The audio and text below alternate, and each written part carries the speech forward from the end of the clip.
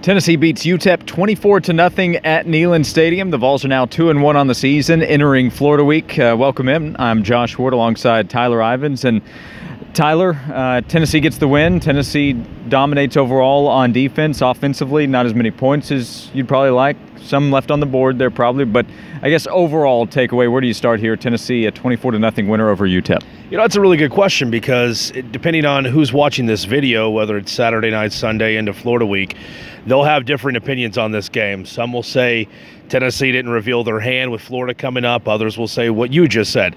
They left too many points off the board. And, you know, this team as a whole, I mean, when you look at the numbers, yeah, you would say Tennessee dominated UTEP. But as you kept mentioning to me, we sit next to each other up in the press box. I keep looking back to what UTEP has done or other teams have done against UTEP this year, and I immediately look back to last week's UNLV game. You're telling me that UNLV chopped up UTEP better than what Tennessee did today, and they shut them out, and they dominate them for 4 quarters of football? It is kind of hard to believe. Yeah, overall, UNLV put up more than twice as many points on UTEP as Tennessee did. UNLV scored 52 points. I gave up 24 to UTEP. Tennessee pitches the shutout. So there's a positive. Tennessee's defense was able to hold UTEP scoreless. Loxley was not able to do anything throwing the football when they tried. Another positive, I would say, for Tennessee offensively, Ty Chandler. He had the 81-yard touchdown run. Big performance for the guy that's been thought of as Tennessee's home run threat out of the backfield. He was that today to go along with Jeremy Banks, Madre London, and Tim Jordan. You've kind of mentioned that a few times, have you not, during your practice reports on the first quarter? When Chandler finds a hole, when Chandler hits the sidelines, it's very difficult to run him down and slow him down. And, you know, what he said actually post-game was really surprising to me because we talked about it today during all through game day, all day, and pregame. How do running backs feel when they're kind of on the sidelines and they're nursing injuries? Mm-hmm. You know, they're all about teammates, but as he kept mentioning, he wanted to be fed. He wanted to keep eating the goal line like all of his other teammates.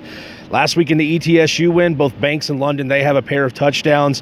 He was supportive of his teammates, but he even admitted, look, I was itching to get back out there, and he did it in a big way today. So Tennessee wins big against ETSU. Tennessee wins big overall against UTEP. It's Florida week, though, and Florida has some things to work out on its own. It's 0-1 in the SEC, having lost to Kentucky.